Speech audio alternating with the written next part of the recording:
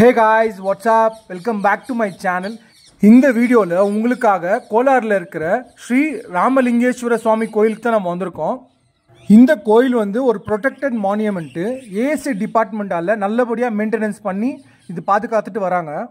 இந்த கோயில் வந்து ஆவணின்ற ஒரு ஊர்ல முல்பாகல் கோலார் டிஸ்ட்ரிக்ட்ல தான் இருக்கு. பெங்களூர்ல இருந்து ஒரு 90 கிலோமீட்டர் நீங்க டிராவல் பண்ணி வந்தீங்கன்னா இந்த கோயிலுக்கு வரலாம். அப்ராக்சிமேட்டா ஒரு 2 hour ஜர்னி பண்ற மாதிரி இருக்கும். இப்போ நீங்கள் பார்த்துட்டு இருக்கிற இந்த உயரமான கம்பம் இருக்கு இல்லைங்களா, இந்த கோயிலுடைய தீபஸ்தம்பம் இது. இப்போ இந்த கோயிலை பற்றி பார்க்கலாம் வாங்க. அந்த காலகட்டத்தில் இப்போ இருக்கிற இந்த ஆவணி பகுதியை வந்து அவந்திகாபுரம்னு வந்து அழைக்கப்பட்டுச்சு. இன்னும் கொஞ்சம் பேரும் பெரிய மகான்களும் இந்த இடத்த வந்து ராமாயணத்துக்கு சம்மந்தப்பட்டிருக்கலான்னு சொல்கிறாங்க. அதாவது ஸ்ரீராமர் வந்து போரெல்லாம் முடிஞ்சதுக்கப்புறம் ஸ்ரீலங்காலேருந்து இந்த இடத்துக்கு வந்து சீத்தம்மாவோட தங்கினதா சொல்கிறாங்க.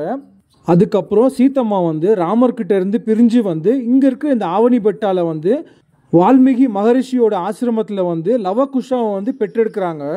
இந்த கோயிலை வந்து எந்த ஒரு ஜாதி மதம் பேதம் இல்லாமல் இந்த சாமி வந்து பார்க்கலான்னு சொல்லி கர்நாடகா கவர்மெண்ட் போர்டு வச்சுருக்காங்க. நம்ம இந்த கோயிலுக்குள்ளே என்ட்ரி ஆகி வந்த உடனே நம்மளுக்கு இங்கே தெரியுறது இந்த மகாத்வாரம். நிறைய சைன் போர்டெல்லாம் வந்து வச்சுருக்காங்க. நம்ம அப்படியே கொஞ்சம் உள்ளே வந்தோம்னா இங்கே நீங்களே பாருங்களேன், எவ்வளோ பெரிய பெரிய தூணெல்லாம் வச்சு இந்த பெரிய மகாத்வாரத்தை வந்து கட்டியிருக்காங்க. இந்த கோயில் வந்து பார்த்தீங்கன்னா 10th centuryயில் நொலம்பர் ஆட்சி காலத்தில் வந்து கட்டப்பட்ட ஒரு கோயில். இந்த நொலம்பர்கள் வந்து ஜெயின மதத்தை வந்து பின்பற்றினவங்க. இங்கே வந்து ரொம்ப முக்கியமாக 4 பெரிய லிங்கம் வந்து இங்கே இருக்குது. இப்போ வந்து நம்ம பார்க்க போகிற முதல் லிங்கம் வந்து லக்ஷ்மண லிங்கேஸ்வரர் சந்நிதி. இந்த நொலம்பர்கள் ஆட்சி காலத்தில் வந்து மிக அற்புதமான 3 படைப்பில் வந்து இந்த ராமலிங்கேஸ்வரர் கோயிலும் ஒன்று. ஸோ நீங்களே பாருங்களேன், இந்த படியும் கூட வந்து எவ்வளோ அழகாக பண்ணியிருக்காங்க பாருங்கள். இந்த கோயில் வந்து ரொம்ப நுணுக்கமாக பார்த்து இந்த கோயிலை வந்து செதுக்கியிருக்காங்க. அவ்வளோ அழகாக இருக்குது இந்த கோயில். அது மட்டும் இல்லாமல் உள்ளே வந்து பாருங்களேன், ஒரு தூணுமே வந்து அவ்வளோ அழகாக வந்து நேர்த்தியாக வந்து செதுக்கியிருக்காங்க. இந்த தூண்லேயும் பார்த்தீங்கன்னா சின்ன சின்ன சிற்பங்கள்லாம் வந்து அவ்வளோ அற்புதமாக வேலைப்பாடு செஞ்சுருக்காங்க. இப்போது இங்கே இருக்கிற இந்த ஆவணின்ற ஒரு சின்ன கிராமம் வந்து ஆதி காலத்தில் வந்து ஒரு பெரிய தலை சிறந்த ஒரு நகரமாக வந்து விளங்கியிருக்கு. இந்த இடத்துல வந்து நிறைய மன்னர்கள் வந்து ஆட்சி செஞ்சுருக்காங்க. ஒரு முக்கியமான ஒரு ஊராக இது வந்து கருதப்படுது. ஸோ இந்த ஆவணின்ற இந்த இடத்துல வந்து பார்த்திங்கன்னா முதல்ல வந்து பாணர்கள், நொலம்பர்கள், கங்கர்கள், சோழர்கள், அதுக்கப்புறம் விஜயநகர ஆட்சி காலத்தில் வந்து இந்த கோயிலுக்காக நிறைய திருப்பணிகள்லாம் செஞ்சு நிறைய நன்கொடைகள்லாம் கொடுத்து இந்த கோயிலை வந்து நல்ல முறையில் வந்து பராமரிச்சுட்டு வந்திருக்காங்க.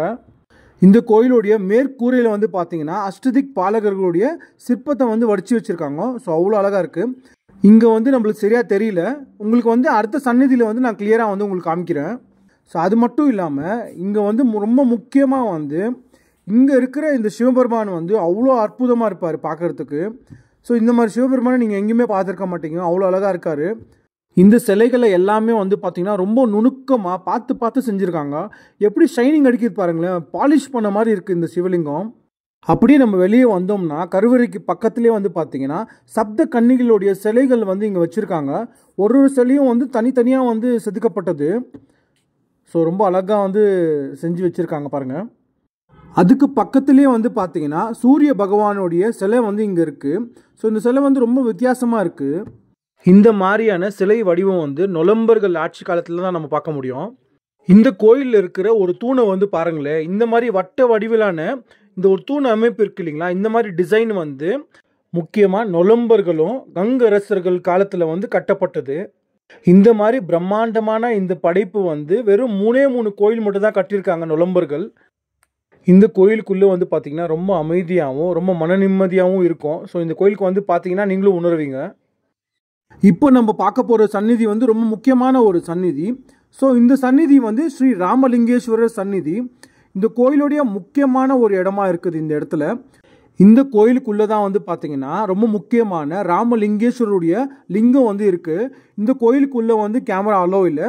ஆனால் இந்த கோயில் வந்து எவ்வளோ அழகாக வந்து கட்டியிருக்காங்க பாருங்கள். இந்த சந்நிதி மட்டும் இங்கே இருக்கிற எல்லா சந்நிதிலையுமே வந்து பார்த்திங்கன்னா இந்த மாதிரி ரொம்ப அழகான இந்த யாழியை வந்து படிக்கட்டாக வந்து வச்சுருக்காங்க. அது மட்டும் இல்லாமல் வந்து சிவபெருமானுடைய வந்து தாண்டவம் இருக்குது இல்லைங்களா, ஸோ அதெல்லாம் வந்து இங்கே வடிச்சிருக்காங்க. எவ்வளோ அழகாக இருக்குது பாருங்கள். ஸோ இது ஒரு தாண்டவம் காலு மேலே வந்து எடுத்த மாதிரி. அதுக்கு பக்கத்துலேயே வந்து பார்த்திங்கன்னா குபேரருடைய சிற்பம் வந்துருக்கு, அதுவும் எவ்வளோ அழகாக இருக்குது பாருங்கள். இப்போ நம்ம பார்க்க போகிற சந்நிதி வந்து சத்ருகண லிங்கேஸ்வர சந்நிதி. இந்த சந்நிதி வந்து பார்த்திங்கன்னா ரொம்பவும் ஸ்பெஷலாக வந்து கட்டப்பட்டிருக்கு. ஸோ நீங்களே பார்க்கலாம், என்ட்ரன்ஸில் வந்து அந்த 2 பில்லர் இருக்குது இல்லைங்களா, அது வந்து ரொம்ப டிஃப்ரெண்ட்டாக அந்த பிளாக் ஸ்டோனை வச்சு யூஸ் பண்ணி கட்டியிருக்காங்க. வாங்க உள்ளே போய் பார்க்கலாம். நான் வந்து முதல்ல சொல்லியிருப்பேன் உங்களுக்கு வந்து அந்த அஷ்டதிக் பாலகரை வந்து க்ளீனாக வந்து நான் காமிக்கிறேன்னு. ஸோ இந்த இடத்துல வந்து நீங்கள் கிளியராக பார்க்கலாம். ஸோ நம்ம உள்ளே வந்த உடனே பார்த்தீங்கன்னா நிறைய பில்லர்ஸ்லாம் இருக்குது. ஸோ ரொம்ப அழகான பில்லர்ஸு. ஸோ அதுக்கு மேலே வந்து பார்த்தீங்கன்னா ரூஃப் டாப்பில் வந்து நம்மளுக்கு முதல்ல வந்து சிவன் பார்வதி கணேஷாவோட இருக்காங்க. ஸோ ரொம்ப அழகான ஒரு இது இங்கே வந்து பார்க்கலாம். நீங்கள் அஷ்டதிக் பாலகருக்கு வந்து எவ்வளோ கிளியராக இருக்காங்க பாருங்கள். ஸோ அவ்வளோ நுணுக்கமாக வந்து செஞ்சுருக்காங்க. இது கைஸ் எனக்கு வந்து பர்சனலாக இந்த ஒரு சிற்பம் வந்து ரொம்பவே பிடிச்சிருந்துச்சு. இந்த ஒரு சிற்பத்தை பாருங்கள். யாழிக்கு மேலே வந்து கடவுள் உட்காந்துருக்காரு. ஸோ இது வந்து ரொம்ப அழகாக இருக்குது. இந்த கார்விங்ஸில் வந்து சிவபெருமன் வந்து நடுவில் இருக்கார். அதுக்கப்புறம் வந்து இந்திர பகவான், நிருதி, வாயு, வருண பகவான், அக்னி பகவான், குபேர பகவான், ஈசான பகவான் இவங்க எல்லாருமே வந்து இந்த கார்விங்ஸில் இருக்காங்க. நீங்கள் இந்த சிற்பத்தை வந்து கவனமாக உத்து பார்த்தீங்கன்னா எல்லாருமே வந்து அவங்களோட கையை வந்து இந்த தூணை வந்து தாங்கி பிடிச்ச மாதிரி இருக்கு பாருங்கள். இந்த கோயிலில் இருக்கிற அந்த 4 லிங்கமுமே பார்த்தீங்கன்னா ஒரே அளவில் வந்து செய்யப்பட்டிருக்கு. இங்கேயும் வந்து பார்த்தீங்கன்னா சிவபெருமானுடைய லிங்கம் வந்து ரொம்ப பெரிய அளவில் வந்து பண்ணியிருக்காங்க. சிவபக்தர்கள் யாரெல்லாம் இருக்கிறீங்களோ கண்டிப்பாக ஒரு வாட்டியாச்சும் இந்த கோயிலை வந்து விசிட் பண்ணுங்கள். ஏன்னா அவ்வளோ அழகாகவும் ரொம்ப பிரம்மாண்டமாகவும் இந்த கோயிலையும் சிவலிங்கத்தையும் வந்து நம்மளுக்காக கொடுத்துட்டு போயிருக்காங்க. அது மட்டும் இல்லாமல் இங்கே இருக்கிற இந்த சிவலிங்கத்தை வந்து ஸ்ரீ ராமரே வந்து பூஜை செஞ்சு வழிபட்டிருக்காரு. அதனாலேயே பார்த்தீங்கன்னா இந்த கோயிலுக்கு வந்து ஸ்ரீ ராமலிங்கேஸ்வரர் ஆலயம் என்ற பேராலேயே வந்து அழைக்கப்பட்டு வருது. இந்த கோயில் வளாகத்திலேயே பார்த்தீங்கன்னா ஸ்ரீ வீரபத்ரருடைய சிலை வந்து இங்கே வந்து வச்சுருக்காங்க. ஸோ இந்த சிலை வந்து பார்த்தீங்கன்னா விஜயநகர ஆட்சி காலத்தில் வந்து பிரதிஷ்டை பண்ணதாக சொல்கிறாங்க. இவருக்கு வந்து பார்த்தீங்கன்னா எந்த ஒரு கூரையும் இல்லாமல் வெட்ட வெளியில் வந்து இவர் இருக்கார். இந்த கோயிலில் வந்து நிறைய சந்நிதிகள்லாம் இருக்கிறதுனால இந்த கோயிலுக்கு வந்து ஸ்ரீ ராமலிங்கேஸ்வர் டெம்பிள் காம்ப்ளெக்ஸ்னே வந்து கூப்பிடுறாங்க. கண்டிப்பாக இந்த கோயிலை வந்து ஒரு மிகப்பெரிய ஆர்கிடெக்சர் வண்டர்னே சொல்லலாம். ஏன்னா அந்த அளவுக்கு வந்து ரொம்ப நுணுக்கமாக வந்து பார்த்து செஞ்சுருக்காங்க. ஸோ அது மட்டும் இல்லாமல் இங்கே வந்து பார்த்தீங்கன்னா ஒரு தனி சந்நிதியை வந்து செஞ்சுருக்காங்க.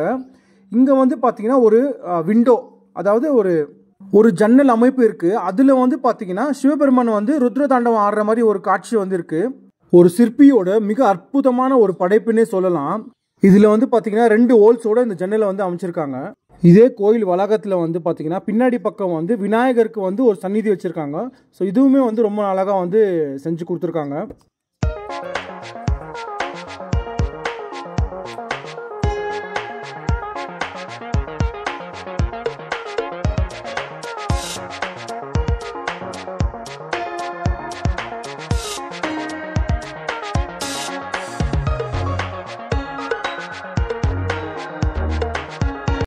இந்த கோயில் கட்டுமானம்லாம் வந்து பாருங்களேன், முழுக்க வந்து ஒரு டிராவிடியன் ஸ்டைலில் வந்து கட்டப்பட்டிருக்கு. இந்த மாதிரி ஒரு கட்டுமானம் வந்து முக்கியமாக வந்து சோழர்கள் தான் வந்து கட்டுவாங்க. ஆனால் இந்த கோயிலுடைய வரலாறு படி இந்த கோயில் வந்து முழுக்க வந்து நுளம்பர்கள் ஆட்சி காலத்தில் தான் கட்டப்பட்டதாக சொல்கிறாங்க. ஆனால் இந்த கோயிலை சுற்றியுமே பார்த்தீங்கன்னா நிறைய தமிழ் கல்வெட்டு தான் வந்து இருக்குது. கைஸ் கண்டிப்பாக இந்த மாதிரியான ஒரு யாழியை வந்து நீங்கள் எங்கேயுமே பார்த்துருக்க மாட்டீங்க.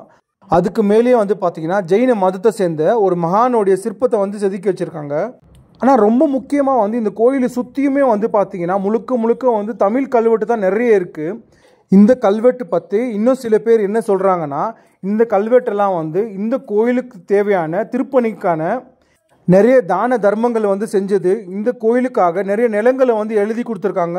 அது மட்டும் இல்லாமல் எண்ணெய் கொடுத்தது, இந்த மாதிரி நிறைய வந்து கல்வெட்டில் வந்து எழுதி வச்சிருக்கிறதா சொல்கிறாங்க. காய்ஸ் எனக்கு இந்த கோயிலுடைய கட்டுமானத்தை பார்க்கும்போது ஒரு கிளாரிட்டியும் ஒரு மிகப்பெரிய ஒரு உண்மையும் வந்து எனக்கு தெரியுது. ஸோ அது என்னடான்னாக்கா அந்த காலகட்டத்தில் வந்து பார்த்திங்கன்னா நுளம்பர்களுக்கும் சோழர்களுக்கும் ஒரு மிகப்பெரிய ஒரு போர் வந்து நடக்குது. அந்த போரில் வந்து நுளம்பர்கள் ஒரு மிகப்பெரிய தோல்வி அடைகிறாங்க.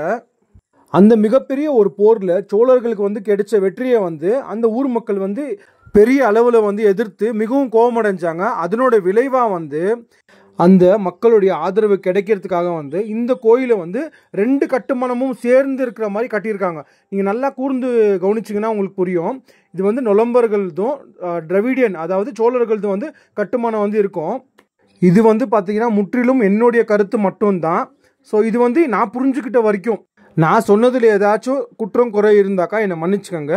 உங்களுக்கு யாருக்காச்சும் இந்த கோயிலோட முழு வரலாறு தெரிஞ்சாக்கா தயவு செஞ்சு எனக்கு கமெண்ட் பண்ணுங்கள். என்னுடைய கருத்து ஏன் இப்படி இருக்குன்னாக்கா, ஏன்னா தமிழ்நாட்டில் வந்து நிறைய கோயில்களை வந்து நம்ம பார்த்துருக்கோம். அதெல்லாம் வந்து இதே மாதிரி தான் சோழர்களுடைய கட்டுமானம் இருக்கும். ஸோ அதை பேஸ் பண்ணி தான் நான் சொன்னேன்.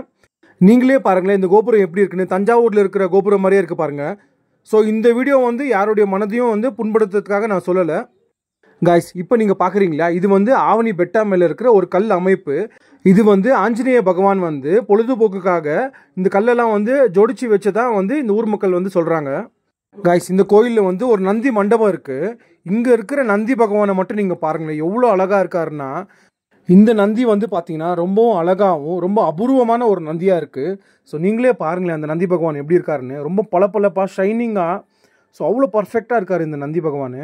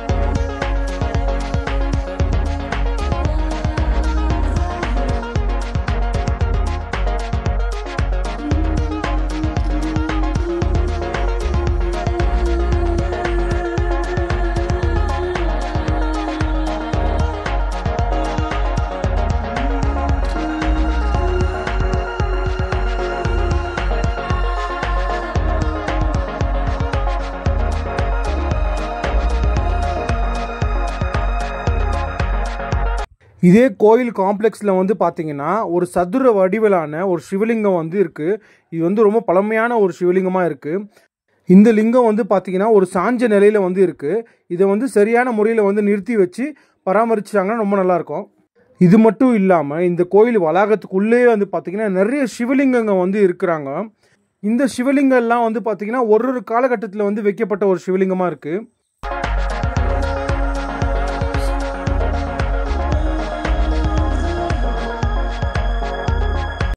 இந்த சந்நிதி வந்து பார்த்தீங்கன்னா வாலிக்கும் சுக்ரீவருக்கும் உண்டான ஒரு சந்நிதி. இந்த சந்நிதியிலும் வந்து பார்த்தீங்கன்னா அந்த பிளாக் ஸ்டோனை யூஸ் பண்ணி வந்து என்ட்ரன்ஸ் வந்து அமைச்சிருக்காங்க. இதுக்குள்ளேயும் வந்து பார்த்தீங்கன்னா ரொம்ப அழகான சிவபெருமானுடைய திருமேனி வந்து வச்சுருக்காங்க.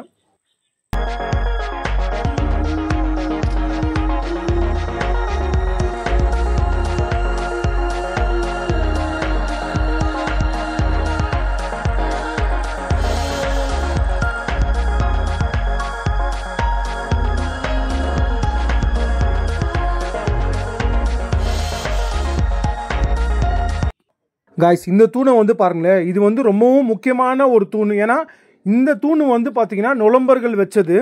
இந்த தூணில் வந்து பார்த்தீங்கன்னா நுளம்பர்களுடைய கல்வெட்டு இருக்குது, ரொம்ப முக்கியமான ஒரு கல்வெட்டு. இது வந்து பார்த்தீங்கன்னா லிங்கேஸ்வருடைய சந்நிதி. இதுக்குள்ளே வந்து பார்த்தீங்கன்னா ஒரு சின்ன அளவில் ரொம்ப அழகான ஒரு லிங்கம் வந்து இருக்குது. அதுக்கு பக்கத்துலேயே வந்து பார்த்தீங்கன்னா நவகிரக மண்டபம் வந்து இருக்குது.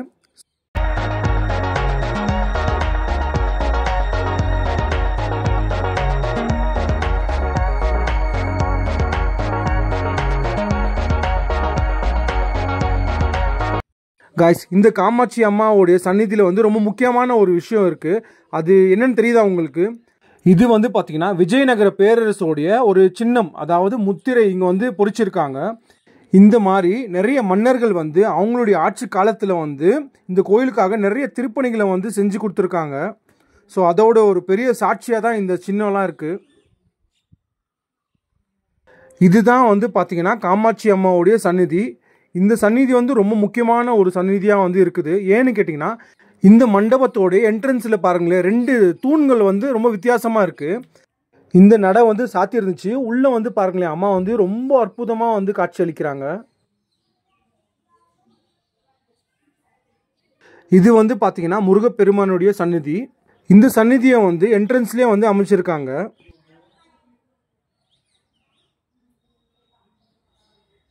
இது வந்து பார்த்தீங்கன்னா கஞ்சி மண்டபம். இந்த இடத்துல கஞ்சியும் பிரசாதமும் தயாரிக்கிறதுக்கு வந்து பயன்படுத்தியிருப்பாங்க. நான் வந்து இந்த கோயிலை பார்த்ததுக்கப்புறம் கர்நாடகா கவர்மெண்ட்டுக்கும் ஏஎஸ்சி டிபார்ட்மெண்ட்டுக்கும் ஒரு மிகப்பெரிய ஒரு கோரிக்கையை வந்து நான் வச்சுக்கிறேன்.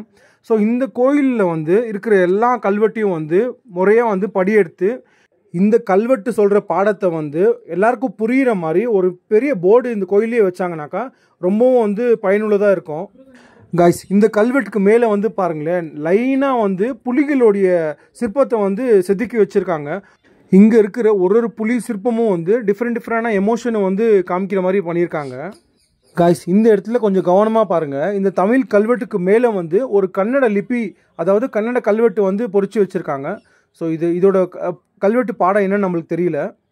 ஸோ உங்களுக்கு தெரியுதுங்களா?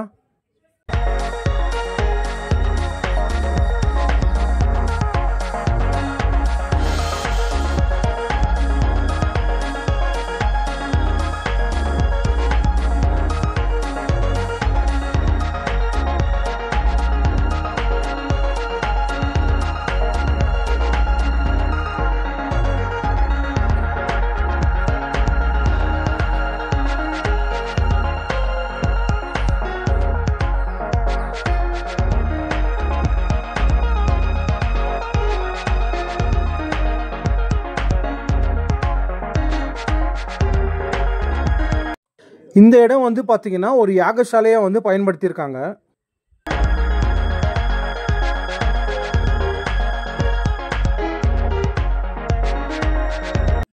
காய்ஸ், இப்போ நீங்கள் பார்த்துட்டு இருக்கிறது வந்து இந்த கோயிலுடைய பிரம்மாண்டமான ஒரு தேர். இந்த தேருக்காக வந்து பார்த்தீங்கன்னா ஒரு பெரிய அளவிலான ஒரு ஷெட்டு வந்து அமைச்சு கொடுத்துருக்காங்க. இது முழுக்கவும் வந்து பார்த்தீங்கன்னா கல்லாலே வந்து கட்டி கொடுத்துருக்காங்க. காய்ஸ், இந்த கோயிலுக்கு வெளியில் வந்து பார்த்தீங்கன்னா பார்க்கிங் வந்து தாராளமாகவே வந்து கொடுத்துருக்காங்க. ஸோ தைரியமாக உங்களுடைய காரு, உங்களுடைய வெஹிக்கிளை வந்து நீங்கள் எடுத்துகிட்டு வரலாம். அப்புறம் இந்த கோயிலை சுற்றி பெருசாக எந்த ஒரு கடையும் இல்லை. ஸோ உங்களுக்கு தேவையான பூஜை சாமானுங்க, பூவெல்லாம் வந்து நீங்கள் வர வழியிலேயே வந்து நீங்கள் வாங்கிட்டு வந்துடுங்க. இந்த கோயிலுக்கு பக்கத்துலேயே வந்து பார்த்திங்கன்னா ஒரு மிகப்பெரிய கல்யாணியை வந்து அமைச்சிருக்காங்க. அதாவது குளம் வந்து இருக்குது. ஸோ இந்த குளத்துலேருந்து தான் சாமிக்கு தேவையான எல்லா நீரும் வந்து அபிஷேகத்துக்கு வந்து எடுத்துகிட்டு போவாங்க. காய்ஸ், கண்டிப்பாக இந்த வீடியோ பார்த்ததுக்கப்புறம் நீங்கள் உங்கள் ஃபேமிலியோட இந்த கோயிலுக்கு வந்து சாமி தரிசனம் பண்ணிக்கிட்டு இந்த பீஸ்ஃபுல்லாக இருக்கிற இந்த குளத்தில் வந்து கொஞ்சம் நேரம் டைம் ஸ்பெண்ட் பண்ணி பாருங்கள்.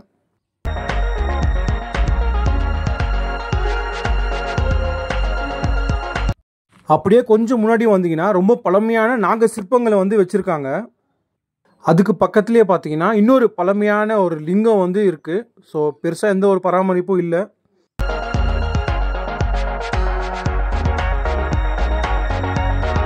காய்ஸ், இந்த குளத்துக்கிட்டே வந்து பார்த்தீங்கன்னா ரொம்ப அழகான இந்த ஆமைக்குட்டியை வந்து நான் பார்த்தேன். ஸோ ரொம்ப க்யூட்டாக இருந்துச்சு. நான் வந்து பார்த்தீங்கன்னா ஃபஸ்ட்டு டைமு என் கையால் ஒரு ஆமைக்குட்டியை வந்து நான் எடுத்து வந்து பார்க்குறது. ஸோ எவ்வளோ அழகாக இருக்குது பாருங்கள். ரொம்ப அமைதியாக சைலண்ட்டாக இருந்துச்சு இந்த ஆமை. ஸோ மறுபடியும் இதுக்கு எதுவுமே ஆபத்து இல்லாமல் அதே இடத்துல வந்து நான் வச்சுட்டேன். தேங்க்ஸ் ஃபார் வாட்சிங். மறக்காமல் இந்த வீடியோ லைக் பண்ணி சப்ஸ்கிரைப் பண்ணுங்கள்.